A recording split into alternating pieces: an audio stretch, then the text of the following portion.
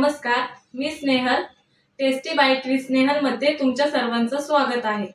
आज मी बनवणार आहे मेथीच्या दाण्यांची उसळ. त्याच्यासाठी आपल्याला काय काय साहित्य लागणार आहे ते बघूया.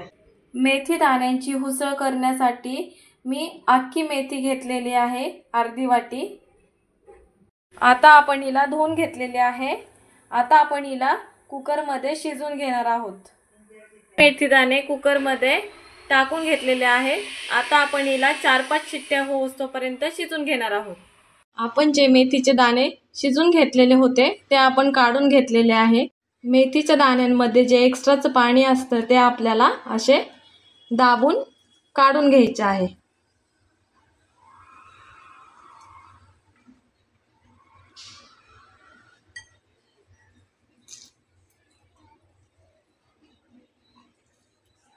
आपण मेथीमधलं सगळं पाणी काढून घेतलेलं आहे. उसळसाठी आपल्याला 2 कांदे कट करून घ्यायचे आहेत. कढीपत्ता, लसूण ठेचून घ्यायचा आहे, कोथिंबीर, लाल मिरची, हळद आणि मीठ. कढईमध्ये 2 चमचे तेल टाकून घ्यायचे आहे.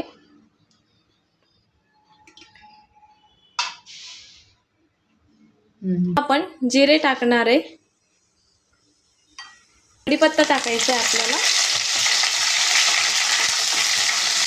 कांदा टाकून घ्यायचा आहे.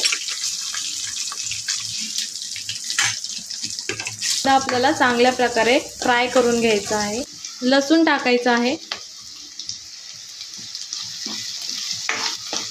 हळद टाकून घेणार आहोत.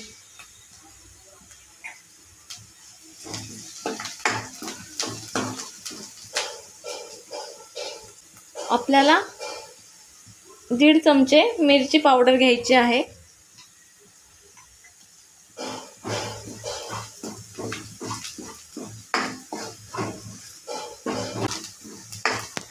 आता आपण याच्यामध्ये मेथी टाकणार आहोत.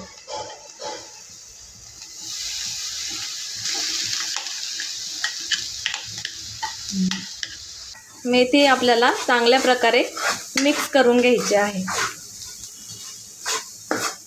चवीनुसार मीठ टाकून घ्यायचे आहे आपल्याला.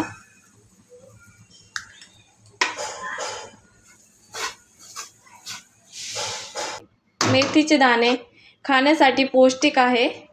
असं वाटतं मेथीचे दाणे कडू लागतील, पण आपण याचं एक्स्ट्राचं पाणी काढल्यामुळे याच्यातला कडूपणा कमी होतो. ही उसळ कमरेसाठी, गुडघ्यांसाठी खूप पौष्टिक आहे. हेल्दी रेसिपी आहे.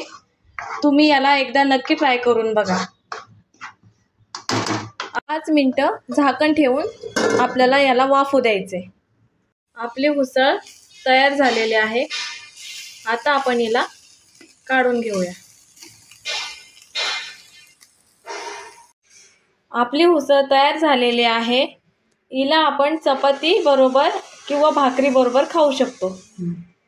तुम्हाला माझी रेसिपी आवडली असेल तर लाईक करा, शेअर करा, सबस्क्राईब करा. धन्यवाद.